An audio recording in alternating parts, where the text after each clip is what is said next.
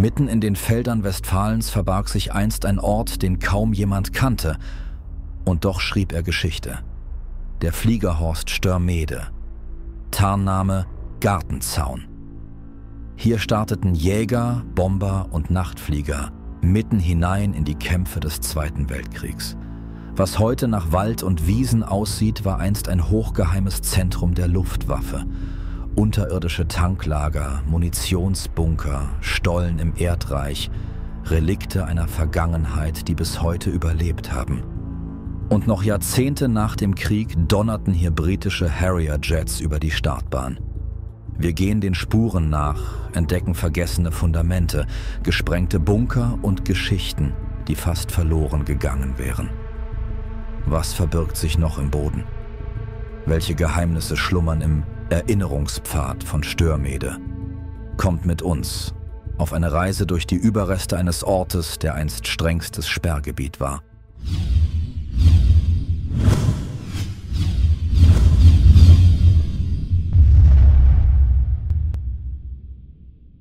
Hallo und herzlich willkommen zu einem neuen Video auf unserem Kanal. Wie ihr sehen könnt oder vielleicht hören könnt an den Grillen, wir haben uns heute wieder den heißesten Tag ever rausgesucht. Wir sind heute unterwegs mit Katrin und unserem Spurensucher Andy, denn wir haben heute was Großes vor, oder wir sind auf einem Gebiet, was relativ groß ist. Und wir wollen versuchen, so schnell wie möglich ein bisschen Schatten zu bekommen, denn wir sind in Störmede. Das war ein Einsatzhafen im Zweiten Weltkrieg, ein Fliegerhorst der Deutschen, der Luftwaffe. Und ja, hier gibt es eigentlich so eine Art Pfad, der hier vorbereitet ist. Und Andy sucht auch gerade, ob wir hier mal ein paar Stationen mehr noch auf die Karte bekommen, weil Andy selber kennt 4 einzelne Stationen. Wir sind jetzt hier an Station 1. Wir wissen jetzt auch nicht, ob wir das peu à peu fortlaufend heute sehen können oder nicht. Wir versuchen es zumindest. Wir fangen heute an mit den Munitionsbunkern, die hier in dem Bereich erstellt worden sind. Es gibt hier 5 Stück an der Zahl, die man natürlich für die Flugzeuge brauchte. Und ja, wir verkrümeln uns, glaube ich, jetzt auch gleich erstmal dahin, weil die Sonne, wir haben es jetzt genau gleich 12 Uhr, wo die Sonne am höchsten steht. Und wir versuchen es einfach mal. Also bleibt dran. So, wir haben tatsächlich ja auch schon den ersten gefunden, oder vielleicht sind es sogar 2. Man kann es ja noch ein bisschen zumindest erkennen, weil die auch gesprengt wurden. Ich weiß jetzt nicht, ob alle gesprengt worden sind, aber der hier auf jeden Fall. Man sieht hier noch diese typische Kante hier, wäre glaube ich auch so der Eingang gewesen. Der eine oder andere kennt auch diese typischen Munas, diese Munitionsgelände, Munitionsanstalten, wo ja im großen Stil halt auch Munition hergestellt wurde, produziert wurde, verfüllt wurde. Und in diesem Bereich ist halt so ein Munitionsbunker. Wir werden jetzt gleich mal gucken, ob wir noch intakte Bunker finden, die wir uns noch mal anschauen können. Wie gesagt, das sind 5 Stück. Und man hat die halt hier entsprechend übererdet, damit das halt aus der Luft auch nicht erkannt werden kann. Und was ja auch noch ganz interessant ist, was ich nachgelesen habe, dass überhaupt dieser Flughafen zu den Anfängen, also dieser Fliegerhorst zu den Anfängen, ja, so ein bisschen imitiert wurde, als ob das ein Gehöft ist, ein Bauernhof. Und man hat ja auch einen Landwirt angestellt, der sich praktisch um das ganze Gelände kümmert, dann halt auch so Sachen anbaut und ähnliches. Und auch die Funktionsgebäude wie Kantine und so weiter, die hat man dann in die Wälder verlegt und auch immer ein bisschen so symbolisiert, als ob das ein Landwirtschaftsbetrieb ist. Das ist ganz interessant gewesen. Und das erstreckt sich jetzt in diese Richtung, also 5 einzelne Munitionsgebäude. Die sollten rein theoretisch noch ein bisschen näher an den Flughafen rangebaut werden, an den Flugplatz. Aber man hat das dann halt aus Sicherheitsgründen, hat man davon abgesehen. Ist klar, wenn da Munition explodiert und dann stehen die Flugzeuge oder anderes Gerät in unmittelbarer Nähe, dann wird es schwierig, weil es soll hier auch noch ein unterirdisches Treibstofflager gegeben haben, was man dann mit Rohren verbunden hat, wo man entsprechend den Treibstoff in diese Anlage gepumpt hat, um die Flieger zu versorgen. Der müsste meiner Meinung nach komplett zugeschüttet sein, aber vielleicht finden wir noch den Ort, wo der genau gestanden hat. Also es ist auf jeden Fall ein hochinteressantes Gelände und wir gucken einfach mal, was wir jetzt in dem ganzen Verlauf jetzt hier finden. Es wird anstrengend, klar. Es ist total heiß. Ich habe mich trotzdem komplett mit langer Kleidung jetzt angezogen, weil hier müssen wir auch oft in die Büsche und da lauern halt die Zecken. Katrin und Andy sagte schon, es ist auf jeden Fall ein Bunker mit Geruch, weil hier sind normalerweise auch die Schafe drin. Und hier seht ihr zumindest noch einen Teil davon, also den Zugang. Und ja, da wird man halt alle möglichen Bomben, die jetzt so oder Munition, die man jetzt für die Flugzeuge brauchte, halt deponiert sein. Das waren diverse Jägerstaffeln, können wir euch hier auch noch mal einblenden, und auch Nachtjägergeschwader waren hier stationiert. Und der Flughafen, also war ja erst wie gesagt so ein Einsatzhafen, später dann ein kompletter Fliegerhorst, und dann wurde das immer noch weiter ausgebaut. Also man hat hier durchgängig wirklich an der Anlage gebaut. Es gab Schmalspurgleis zu einer Zementfabrik. Man hat eine Menge Material dann darüber befördert, später noch Personen.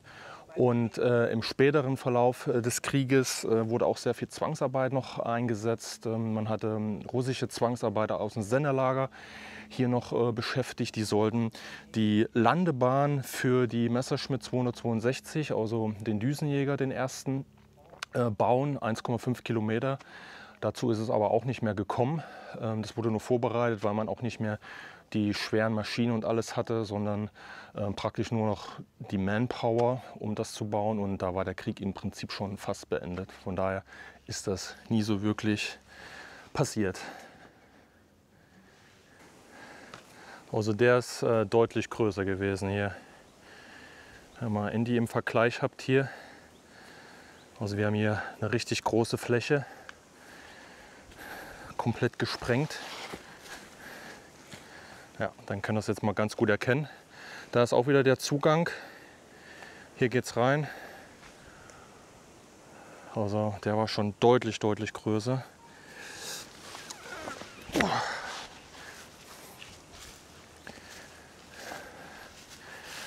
Ja, genau, jetzt könnt ihr das hier auch noch mal sehen. Das ist ein richtiger, relativ breiter Durchgang auch, muss man schon sagen. Ja.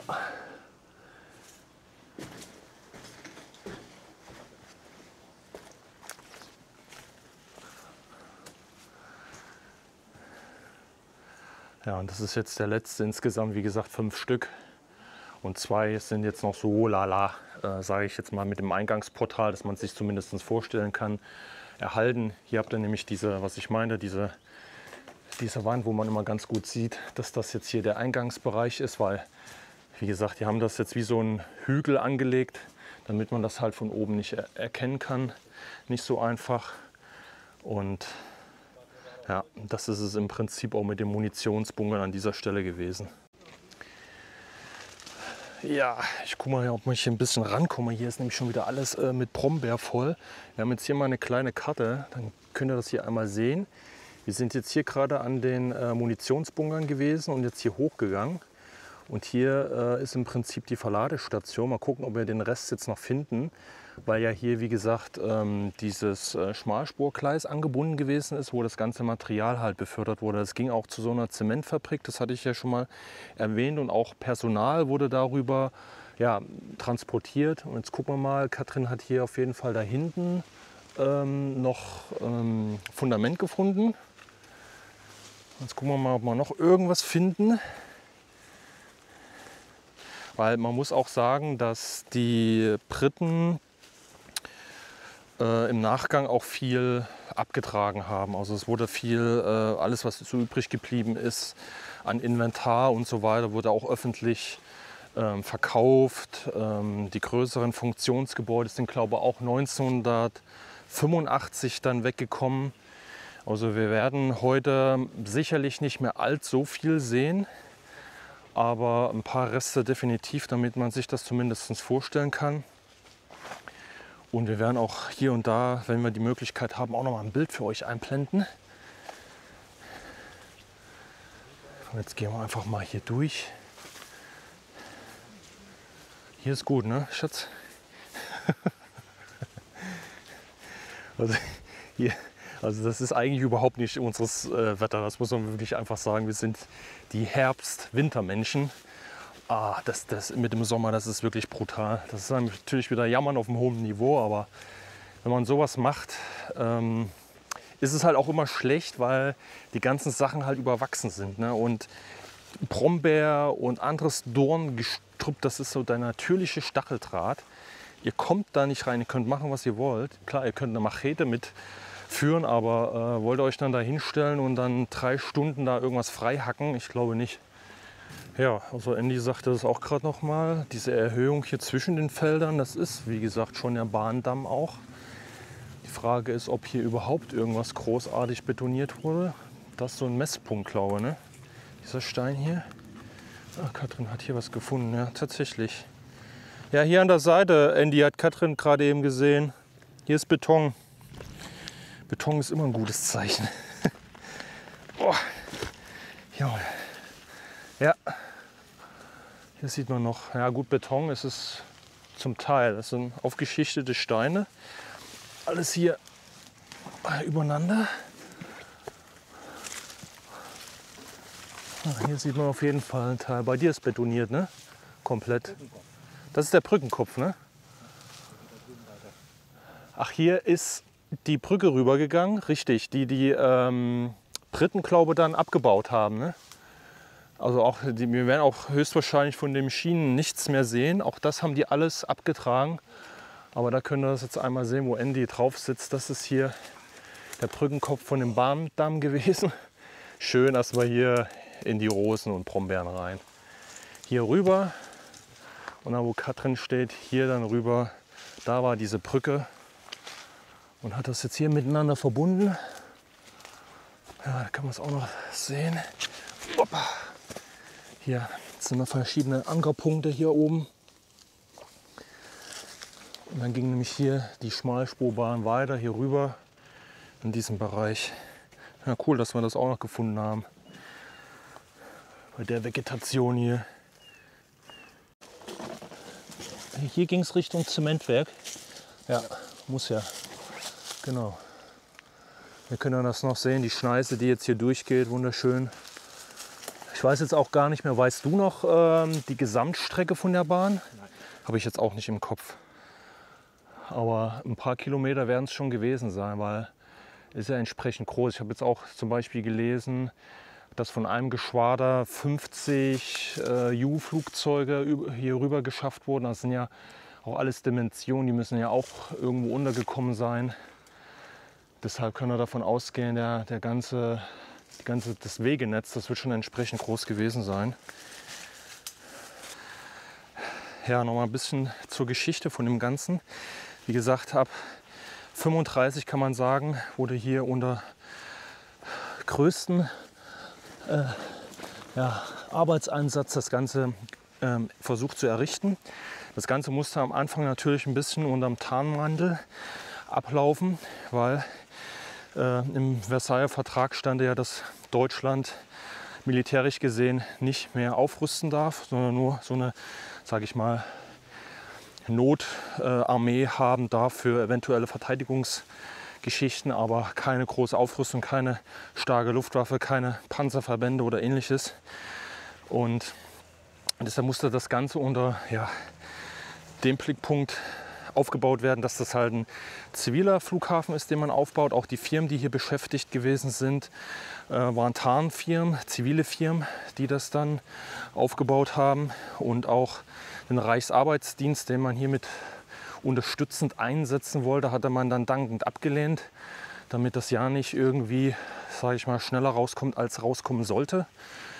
Und erst 1939 wurde das Ganze dann halt auch wirklich Sperrgebiet und war dann halt dieser Einsatzhafen, der spätere Fliegerhorst und alles vollumfänglich militärisch hier aufgebaut. Und dann ging das halt immer weiter. Also man hat hier wirklich bis 1945 versucht, immer weiter diesen Fliegerhorst auszubauen. Erst war nur eine vorübergehende Kommandantur, dann eine feste Kommandantur. Also das war wirklich ein Riesenareal letztendlich. So, wir sind jetzt eben nochmal zurück. Da können wir euch das hier nochmal eben ein bisschen klarer machen. Also wir sind jetzt hier praktisch hochgegangen und hier ist diese Schledebrücke, die im Prinzip abgenommen wurde. Und auch die ganzen Schienen, wie gesagt. Und hier oben geht es nämlich zu diesem Zementwerk, was ich zu Anfang sagte, Zementwerk Fortuna. Hier rüber wurde das im Prinzip die ganze Zeit ja, angefahren über diese Schmalspurbahn. Und hier in der Mitte, also alles, was jetzt hier in den Feldern da drüben ist, das ist alles das Rollfeld. Und hier unten kommt nämlich dann, was ich auch gesagt habe, dieses unterirdische Tanklager. Da werden wir aber höchstwahrscheinlich nicht reinkommen. Wir werden trotzdem mal gucken, ob man da hinkommt. All das, was wir hier sehen, ist Rollfeld gewesen. Also ihr müsst euch das so U-förmig vorstellen. Man kennt das ja heute von aktuellen Flughäfen, Flugfeldern, die ein bisschen größer sind. Und das ist, wie gesagt, alles Flugfeld gewesen. Also ein riesen Ding. Ja Leute, hier sind wir jetzt wirklich am Hauptpunkt des Fliegerhorsts angekommen. Ihr könnt es hier sehen, die Karte ist hier richtig gut noch erhalten. Das ist jetzt hier auch für jemand von euch, der das Ganze hier mal nachlaufen will, die Station 3. Und hier könnt ihr euch einfach mal das Ausmaß angucken. Wir gehen jetzt hier mal eben kurz durch. Hier sind die Rollbahnen jeweils. Und hier diese ganzen eckigen Einkerbungen hier oben, das sind wirklich solche kleinen Lücken, wo die Flugzeuge letztendlich reingeschoben wurden. Und das ist hier bei uns hier hinten in dem Wald drin. Das habe ich auch schon auf der Schummerungskarte ganz gut gesehen. Also werden wir da auf jeden Fall noch was sehen. Weil von den großen Funktionsgebäuden hier in der Mitte wird leider nicht mehr viel zu sehen sein. Das haben die alles irgendwann mal abgetragen. Da werden wir höchstwahrscheinlich kein Glück haben. Von hier unten sind wir gekommen. Das sind die Munitionsbunker. Wir sind dann hier hoch. Und das, was ihr hier jetzt alles seht, das sind die einzelnen Flakstellungen. Dann könnt ihr auch sehen, wie das Ganze hier abgesichert wurde. Das ist wirklich richtig massiv. Wir haben hier mehrere Tanklager. Ich habe euch zu Anfang gesagt, es gab unterirdische Tanklager. Aber hier sind sogar 3 Tanklager eingezeichnet. Andy hatte auch schon mal eins gesehen, beziehungsweise ist eins angefahren. Also das ist ein Riesenareal. Auch hier oben geht es weiter. Hier wurden auch noch bei der 29 wurden Jäger geparkt, sage ich jetzt mal. Ne? Das heißt, man müsste noch hier hinten rumgehen und die Straße noch hoch. Auch hier gibt es noch ein Areal. Da sind noch Lande- und Startbahnen, Jagdflugzeuge noch bis 45 noch deponiert worden. Und das, wie gesagt, das sollte ja immer mehr ausgebaut werden. Und das kann man hier mal richtig gut erkennen. So, wir wollen jetzt nicht weiter schlacken. Wir lassen die Frauen jetzt eben hier, weil es ist jetzt wirklich brutal warm. Nella war jetzt auch noch eben arbeiten. Die machen jetzt ein bisschen Piano und ich werde zusammen mit Andy jetzt mal gucken, was hier so Sache ist. Auch im Winter hier, ne? Ja, also Andy sagt das jetzt auch gerade, er ist jetzt hier schon mal gewesen, also nur mal so ein bisschen reingegangen, im Winter aber auch. Das heißt, wir kämpfen uns jetzt hier wieder durch den Dschungel. Deshalb weiß Andy zumindest ad hoc ein paar Sachen, die er schon mal gesehen hat. Und alles andere müssen wir jetzt gleich gucken, ob wir das zumindest mit der Schummerungskarte hinkriegen. Weil mit dem bloßen Auge hier, also Leute, das wird brutal. Es ist halt, wie gesagt, nicht die Jahreszeit für solche Geschichten, aber was will man machen? Zu Hause auf dem Sofa wollen wir auch nicht sitzen, von daher gucken wir hier rein. Aber hier ist schon was, ne? Hier ist schon so ein gesprengtes Teil hier vor unserer Nase. Ihr könnt das wieder erkennen hier. Alles hier schon wieder. Das sind aber Bruchsteine und hier hat man aber auch Zement. Weiß nicht, ob das eventuell schon solche Unterstände für Flugzeuge gewesen sind. Ja, das ist ja auch praktisch nur so zusammengeschoben, ne? Ja. Andy meinte, er hätte hier mal eine Treppe gesehen, ne? Ja, die muss auch noch irgendwo hier drin sein. Aber irgendwo war das hier. Ich werde jetzt gleich auch noch mal auf die Schummerungskarte gucken, damit wir zumindest wissen, in welche Richtung wir gehen müssen. Weil hier gibt es jetzt keine Wege oder irgendwas. So, Andy hat schon mal das erste Relikt gefunden. Und wir haben sogar noch Stacheldraht, Leute, hier. Guckt euch das mal an. Kann aber auch noch von den Briten sein. Wie gesagt, die haben das noch bis 85 hier nachgenutzt. aber muss nicht. Und hier ist halt richtig massives Fundament. Meinst du, das könnte von der Flak sein, aber es geht hier so weiter, ne? Stahlverankerung. Ja. Weil das geht hier an der Seite weiter. Da. Hier geht das nämlich weiter. Auch so komisch angeschrägt, ne? Irgendwie. Und hier geht es aber auch so weiter. Ja, aber ihr könnt das hier erkennen, das ist hier eine Todeszone für uns jetzt hier. Wir können hier auch nicht weit rein, weil wir sehen A nichts und B hängen wir immer irgendwo fest. Das ist, ja wie gesagt, die Zeit ist einfach komplett Banane, aber wir sind trotzdem neugierig. Hier geht es auch noch weiter, sehe ich, Andy. Hier unten ist noch ein weiteres Fundament. Auch wenn das jetzt hier nur Fundamente erstmal sind, trotzdem erstmal interessant, weil man könnte zumindest ein bisschen so mal nachvollziehen, ob das vielleicht hier sogar schon Flak ist, ne? Weil hier gab es, wie gesagt, ringsrum, haben wir gerade auf der Karte gesehen, massiv Flakschutz für den Flughafen, für den Fliegerhorst. Die werden halt hier irgendwo gestanden haben.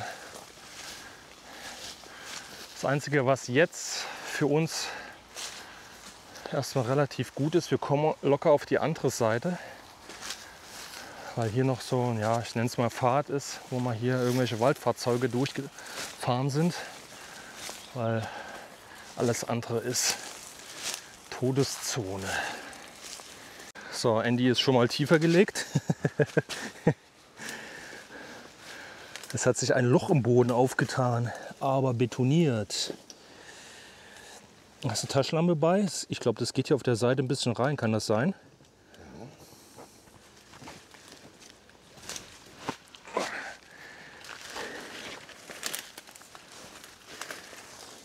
Mal spionieren.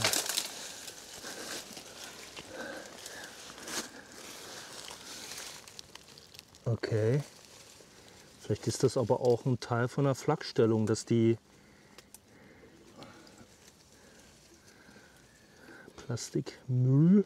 Eine uralte Kriegeflasche. Aber es hat den Anschein so ein bisschen, dass das schon eine Stellung irgendwie gewesen ist, oder?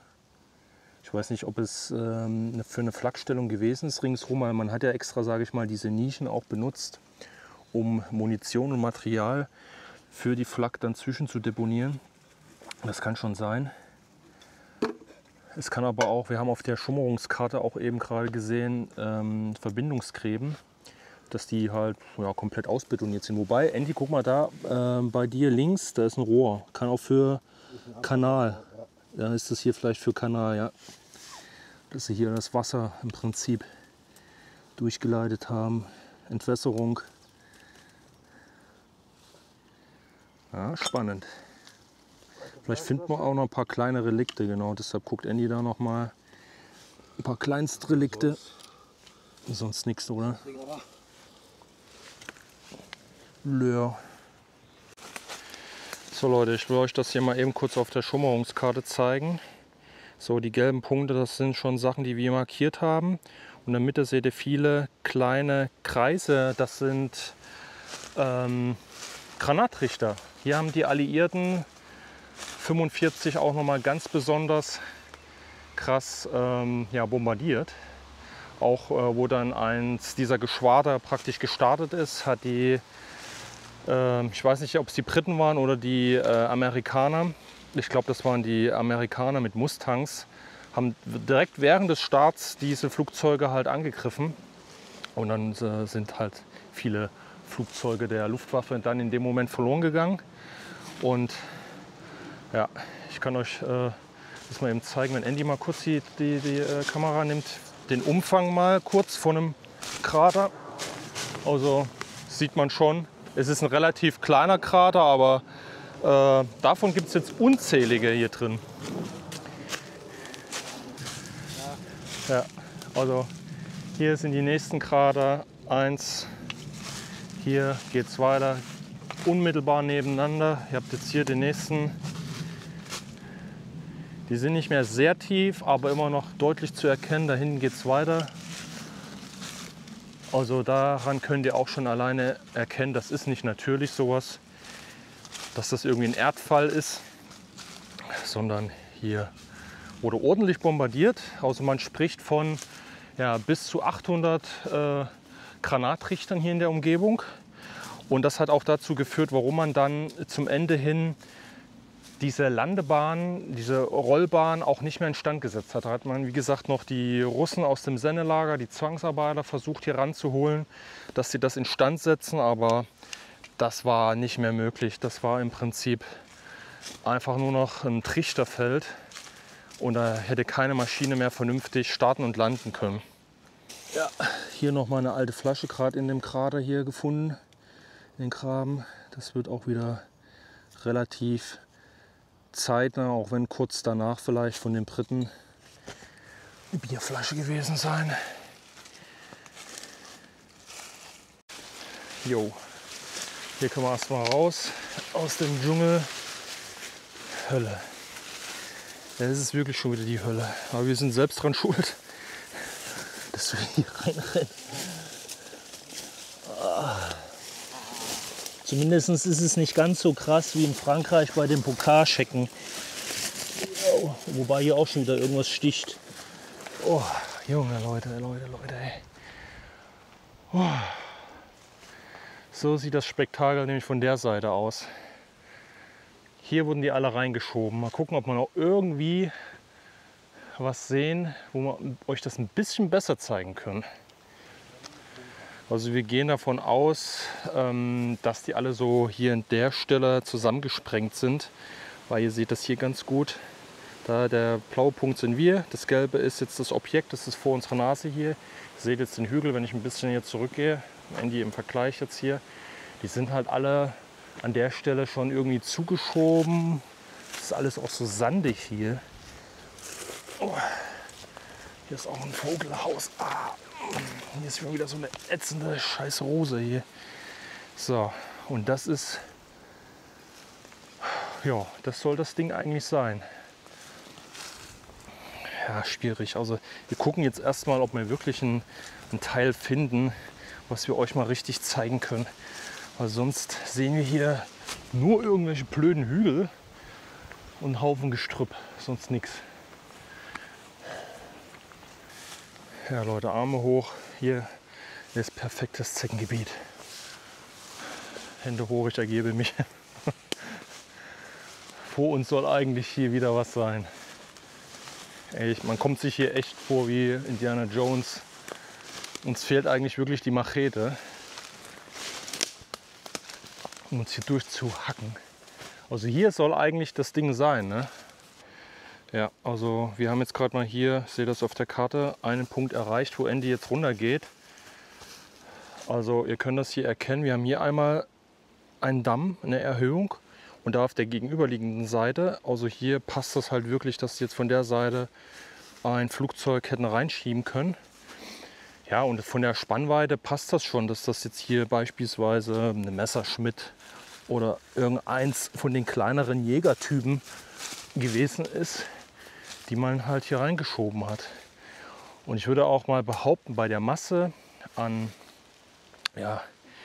von diesen Stellen werden wir höchstwahrscheinlich hier auch irgendwo noch Flugzeugteile, also Kleinstteile, denke ich mal, für Reparaturen und so weiter hier finden können. Wir werden jetzt hier natürlich nicht graben, aber eine Möglichkeit besteht halt wirklich. Ne? Hier ist ja wirklich, das ganze Gebiet ist ja hier, gehört ja zum Flughafen, zu dem Fliegerhorst. Ja, und man wird dann halt hier, wie gesagt, das ein bisschen abgespannt haben mit Tarnnetzen einfach. Das hat ja dann in dem Moment ausgereicht, um die Flugzeuge einfach nur zu tarnen. Ihr dürft jetzt nicht denken, dass das jetzt hier vollwertige Bunker gewesen sind. Ne, das in dem Fall jetzt hier nicht. Ja, das hier zum Beispiel, was ein bisschen ausgeschnitten ist, das war jetzt wieder genauso eine Parzelle. Jetzt haben wir zumindest mal den Eindruck, wie weit das hier so reinging. Und wie gesagt, ihr seht halt auch immer wieder noch Steine hier, ganz eindeutig.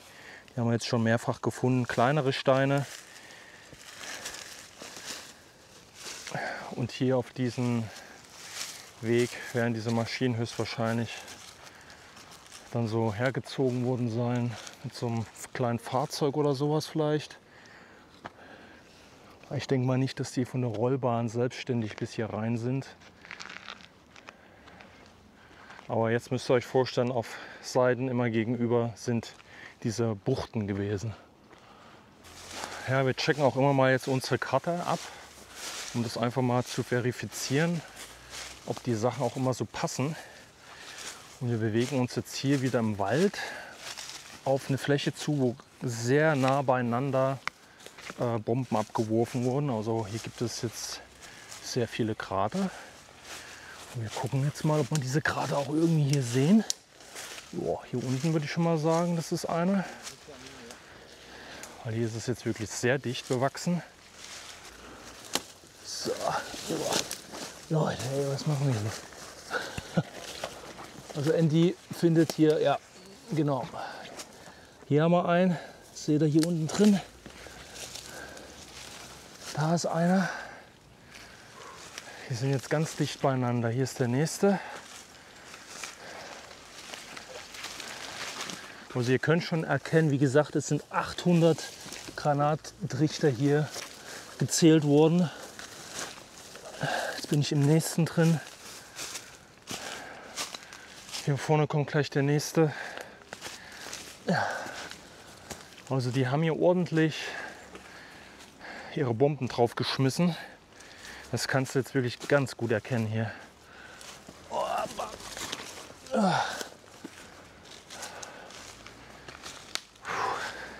Die haben, wie gesagt, auch noch bis in die 90er Jahre haben die hier noch aktiv Munition geborgen. Also Munition, die runtergeschmissen wurde und Munition, die natürlich hier schon gewesen ist. Es gab auch leider eine traurige Geschichte. Direkt nach dem oder noch vor dem Krieg haben Kinder mit Stein auf so aufgehäufte Granathaufen geschmissen. Und dabei ist es halt zu einer Explosion gekommen.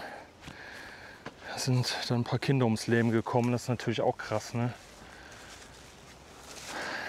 Das ist jetzt hier das nächste. Oh, Andy hat schon wieder was gefunden. Ja, sieht auch sehr alt aus, oder? Auch wieder mit Sichel. Ja. Ja, immer dieses Zeichen. Aber guck dir mal den Korken an. Das ist auch sehr alt, oder? Der sieht schon sehr alt aus. Krass. Also hier kann man immer noch ein paar Sachen finden.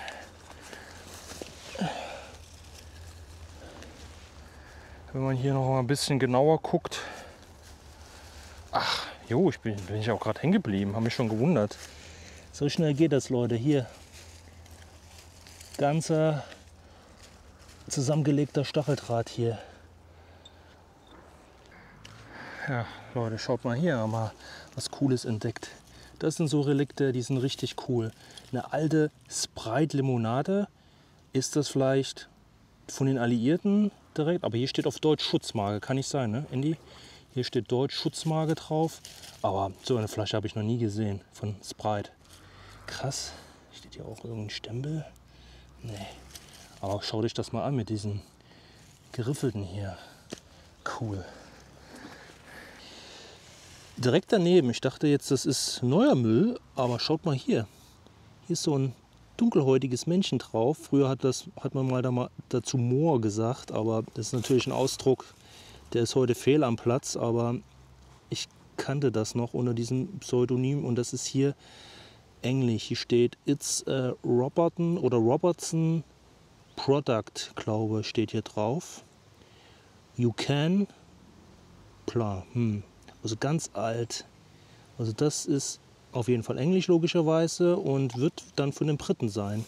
Mal gucken, haben wir hier einen Stempel. Was heißt ein Stempel? Also hier am Boden.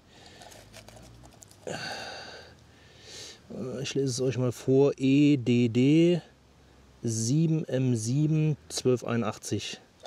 Aber interessant. Oh Leute, wir haben den Dschungel jetzt hinter uns gelassen. Das ist wirklich brutal. Das macht dann auch einfach keinen Spaß. Aber wir haben Relikte gefunden. Und wenn es halt nur alter Müll ist, aber der zeigt uns halt an, der Betrieb, der hier im Nachgang passiert ist auf dem Flugfeld. Es war teilweise noch zivil genutzt. Hier war, glaube ich, auch irgendein Verein auf dem Platz, Flugschule. Und dann halt auch, wie gesagt, die Briten, die hier ihren Flugbetrieb noch hatten, militärisch. Und dieses Breitflasche und ja, dieses Konservenglas, sage ich mal, das wird jetzt aus dieser Zeit stammen. Also richtig alte Sachen. Wirklich klasse. Und ich wette mit euch, hier ist noch mehr davon drin. Auch wenn es nur kleine Relikte sind. Cool wäre natürlich, wenn wir jetzt hier noch ein Flugzeugteil finden. Am besten ein Balkenkreuz durchlöchert von Schüssen, aber das ist natürlich Wunschdenken. Aber man hofft natürlich immer irgendwie auf so einen Fund. Wir greifen jetzt doch noch mal an hier, weil Andy hier noch mal was entdeckt hatte. Wir haben hier eine Schranke. Und ja, da vorhin eben noch mal kurz hier in dem Bereich noch mal gespottet und irgendwie ein Loch bzw. einen Schacht gefunden. Deshalb haben wir uns mal diese hier angezogen. Und da ist auch noch irgendwie Müll drin. Was das für Müll ist, ob das alter Müll ist, das wäre natürlich fantastisch. Weil dann wird man noch mal Relikte aus der Zeit bzw. kurz danach sehen. Und vor allen Dingen, ach so, wir hatten auf der Karte eben geguckt, vorne noch mal am Parkplatz, dass das höchstwahrscheinlich die Zisterne gewesen ist, ne Andy? Ja. Zisterne ist es womöglich gewesen. Treppe, da kommen wir gleich hin. Ja, hier kannst du wenigstens bis hierhin zumindest noch mal vernünftig gehen.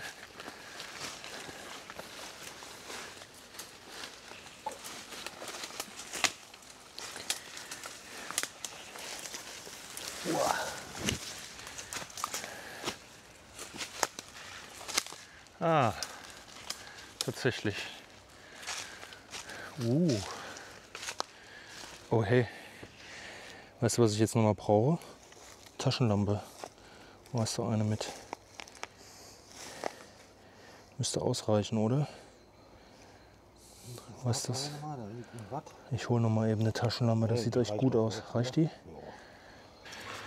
So, Andy steigt jetzt mal rein. Also wir haben auf jeden Fall eine Kabelrolle da drin gesehen von hier oben. Die sieht definitiv militärisch aus. Die Frage ist, von wann? Ob das jetzt von den Briten ist. Hast du da unten genug Platz? Weil dann komme ich mit runter. Was? Hier ist ein Müllloch ohne Ende. Ja, das ist ein Wasserbecher, ne? Ja, genau das Ding. Das ist interessant. Das ist alt. Das ist schon. Ja, vor allen Dingen gehört zum Militär. Ja, und heutzutage ist alles auf Holz. Die Kabeltrommel. So, ich komme mal runter, Andy.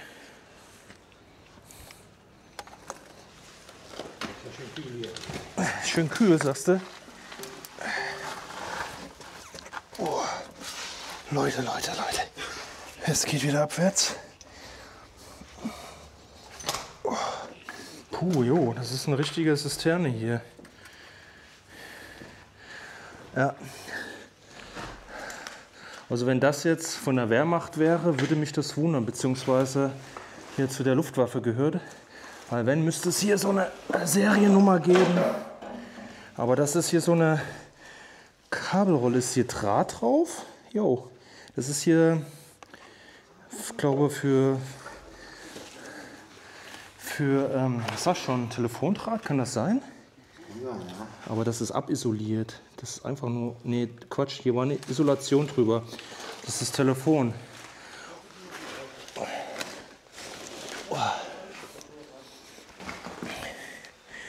Aber die haben das wahrscheinlich hier auch mal abgefackelt, ne?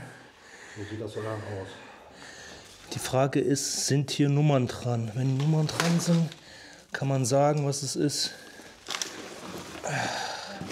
Es gab immer Seriennummern, aber die kann natürlich jetzt auch weggefackelt sein. Vielleicht kann es jemand von euch erkennen.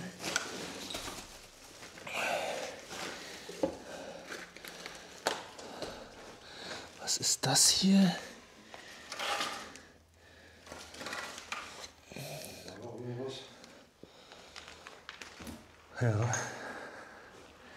Ja gut, hier ist ein bisschen ziviler Müll drin, ne? Aber auch Teile. Und hier seht ihr vor allen Dingen den ganzen Bau nochmal. Das ist wirklich die Zisterne hier. Hier ist ein kompletter Raum hier unten. Rund. So eine Wasserzisterne. Aber mit dem Hausmüll. Guck mal, Andy, was steht denn hier drauf?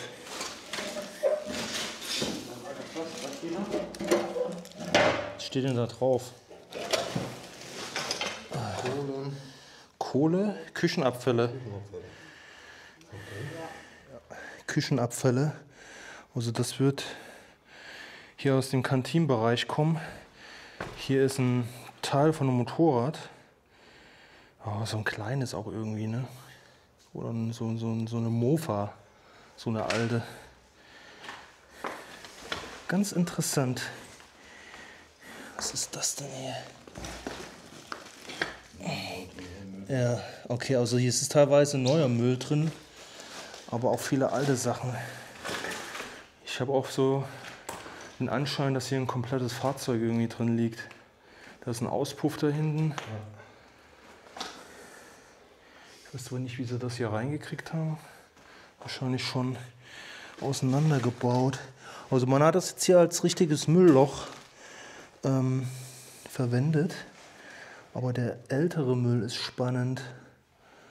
Ja, also was wir eindeutig jetzt als militärisch einordnen können, ist wirklich diese ja, ich denke mal für Telefonkabel, für diese Fernmeldetelefone, die man im Feld benutzt hat, dass man damit hier, ich kenne es noch von der Bundeswehr, dass man damit die einzelnen Posten verbunden hat. Sowas wird es gewesen sein. Das ist meistens irgendwie auf irgendwelchen LKWs oder so transportiert wurden. Interessant. Aber hier ist natürlich viel moderner Müll und es ist schwierig jetzt hier so rumzugraben, aber spannend. Und vor allen Dingen, das ist die Zisterne gewesen hier von dem Flughafen, die ist noch erhalten. So, raus aus der Zisterne. Und Andy meint, hier auch noch mal irgendwelche Treppen gesehen zu haben. Wie gesagt, die ganzen Funktionsgebäude, die sind schon abgetragen. Da werden wir kein intaktes Gebäude mehr finden. Deshalb können wir uns nur noch auf diese Reste stürzen. Oh, die sind für uns zumindest trotzdem spannend. Und auch mit der Zisterne, das war ja auch gerade noch sehr, sehr interessant. Ja, tatsächlich. Hier habt ihr noch die Stufen, wie es in ein Gebäude ging. Zack. Jo. 1, 2, 3, 4, 5. Und dann wäre ich im Gebäude drin.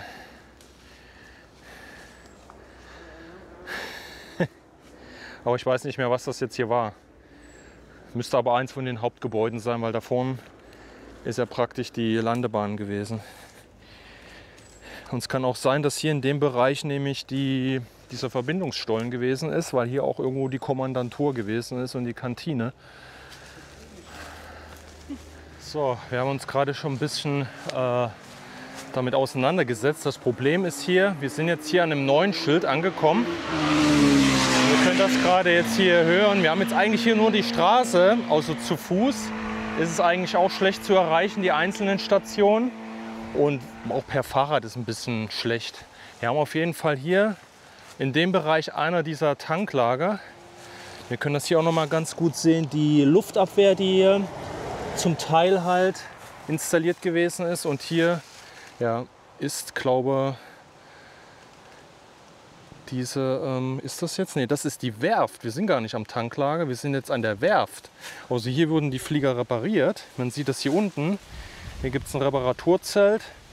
Fundamente sind noch. Naja, das ist jetzt im Winter aufgenommen. Das sieht jetzt bestimmt anders aus. Und hier ist ein Tunnel sogar eingezeichnet. Guck mal, Andy. Ja. Ein Tunnel, das ist interessant. Und hier sind solche, naja, ich sag mal, Reparaturplätze, wo die Flieger jetzt zum Teil gelagert wurden, also abgestellt wurden, damit die hier repariert werden können. Und das ist hier drin. Andy war schon mal gucken gewesen, das wird jetzt auch noch mal schwierig.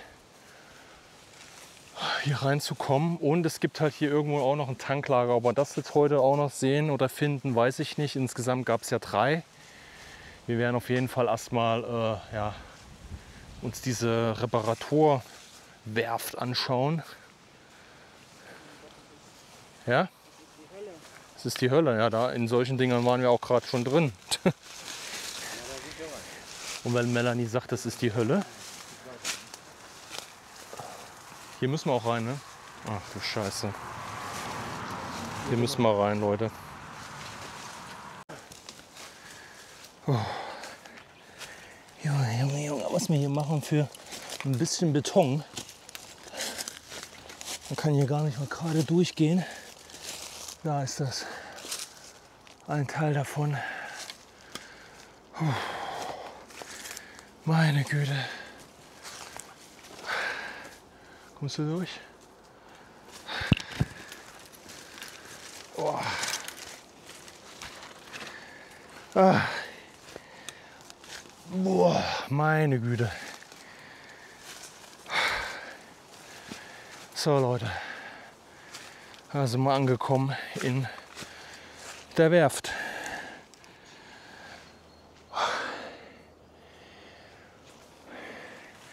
Ich kann euch nicht sagen, was das jetzt genau ist, aber hier wird ja irgendwo eine Halle oder sowas gewesen sein.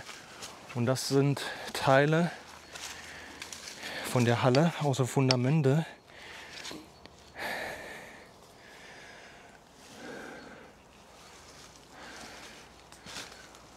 Und es zieht sich jetzt hier hinten auch noch rein. Da geht es weiter, da ist noch eine Wand. Hier hinten geht es auch noch weiter, aber oh, meine Güte, ey. Es ist wirklich krass. Es ist einfach krass. Ja, ihr könnt das sehen hier an der Seite. Hier unten geht es her.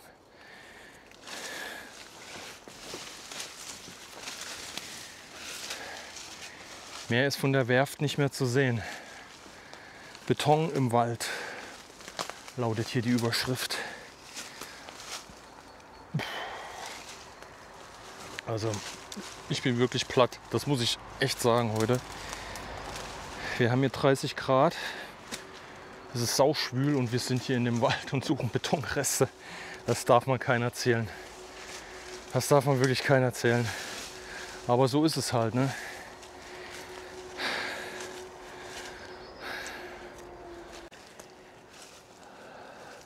So, jetzt zieht sich das Areal noch weiter durch. Hier haben wir auch wieder so ganz alte Flaschen. Ja? Ja? Okay. Ja, Andy sagt, hier geht es gerade wieder Richtung Straße raus. Eine ganz alte Bierflasche, so wie das aussieht. Ganz komische,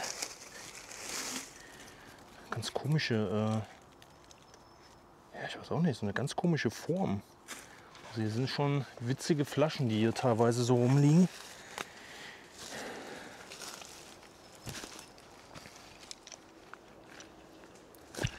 Ja, also wir werden jetzt hier rausgehen. Das hat hier keinen Sinn mehr. Es ist einfach nur noch brutal und dumm, was wir jetzt machen hier. Das ist keinem geholfen. Vor allen Dingen hier liegt auch immer noch mal so Stacheldraht rum. Habt ihr auch schon gesehen. Ich glaube, das lassen wir heute. Ja, deshalb bleibt mir jetzt nicht mehr viel zu sagen. Wir machen jetzt im Dschungel hier die Abmoderation von dem Video. Es hat Spaß gemacht, trotzdem hier nochmal durchzulaufen und sich einen Teil von dem Fliegerhorst anzuschauen. Das, was noch übrig geblieben ist. Und ja, vielleicht kennt das der ein oder andere von euch. Es ist wie gesagt eigentlich ein Themenpfad, aber naja, Pfad ist so relativ. Hier gibt es keinen Pfad. Ich bin durch. Ich bin durch. Es gibt hier keinen Pfad, ihr müsst euch hier trotzdem selber durchkämpfen. Nur ab und an mal so eine Tafel. Aber 8 Stationen haben wir heute auch nicht angelaufen bzw. abgelaufen. Das ist zu groß. Und es ist wie gesagt nicht mit dem Wanderweg verknüpft. Von daher keine Chance, das wirklich hintereinander weg sich anzuschauen. So, trotzdem würde ich sagen, ich schalte das nächste Video ein, was hier auf dem Kanal gezeigt wird. Und gebt uns ein Däumchen, da freuen wir uns. Gebt uns ein Like, da freuen wir uns. Schreibt uns was in die Kommentare. Das triggert so ein bisschen den Algorithmus und vor allem den Austausch mit euch. Da freuen wir uns auch immer wieder, wenn der ein oder andere noch was dazu sagen kann, andere Ideen hat, pipapo. Und ja, ich bin platt. Wir sehen uns im nächsten Video. Macht's gut, Leute. Ciao. Der Fliegerhorst Störmede. Ein Ort, an dem Geschichte geschrieben, verborgen und beinahe vergessen wurde. Zwischen Feldern und Wäldern stehen heute nur noch wenige Reste, doch sie erzählen von Aufstieg, Krieg und Zerstörung. Jeder Bunker, jedes Fundament ist ein stummer Zeuge einer Zeit, die niemals in Vergessenheit geraten darf. Wenn ihr mehr solcher vergessenen Orte entdecken wollt, dann bleibt unbedingt dabei und begleitet uns auch auf unseren nächsten Abenteuern in die Vergangenheit.